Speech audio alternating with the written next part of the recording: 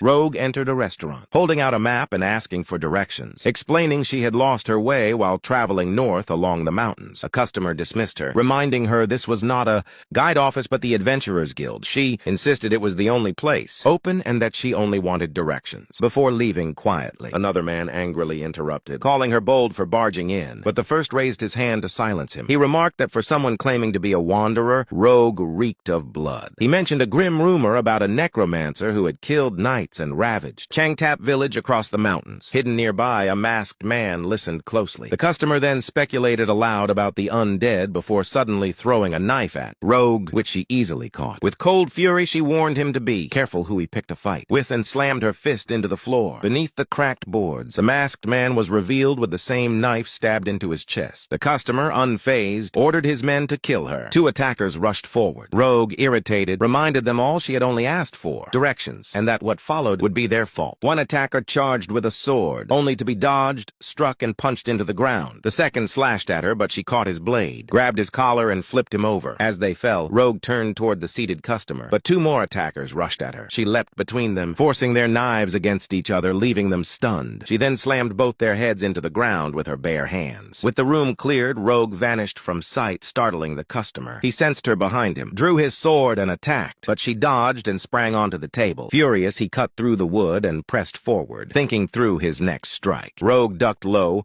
grabbed his hand, and forcefully hurled him backward, sending him crashing so hard he broke through the floor. The remaining attackers stared in disbelief, shocked that their leader had fallen in a single blow. Rogue challenged them, demanding to know who would come next. Fear spread among them until a commanding voice stopped the fight. A man approached, telling Rogue to end it there and promising to give her what she wanted. The others whispered in awe, calling him the Guildmaster. He introduced himself as Thor Vinland, Guildmaster of the Empire's northernmost Adventurers Guild, and invited Rogue to speak elsewhere. In his office, Thor explained the story of a skeleton said to haunt the mountains behind Changtap village, a tale familiar to every adventurer. Despite many requests to investigate and multiple search parties sent out, none had ever returned with proof. He admitted he had dismissed it as rumor until now. Rogue slammed her fist on his table, breaking it, and told him not to waste her time. She demanded to know what he truly wanted. Thor answered simply. He lit a cigarette and spoke of how the guild had been neglected by the Empire, how villagers abandoned their homes while others took reckless requests to protect their land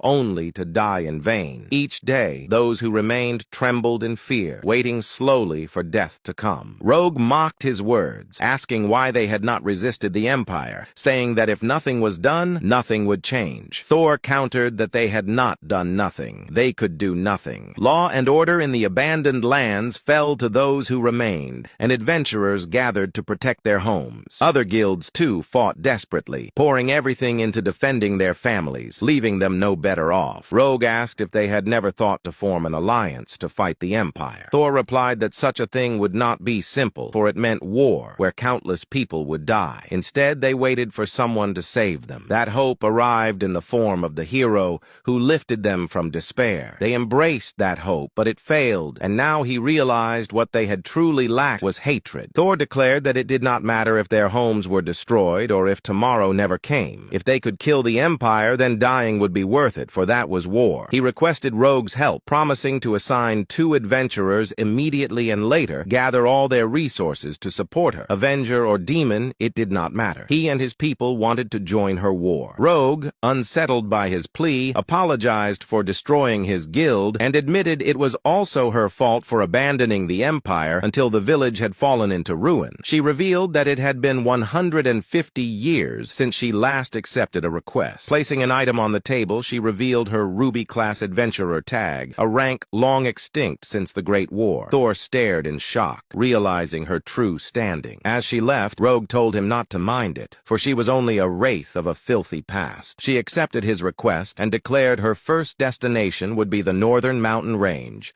the most dreadful range on the continent, where snow never ceased to fall.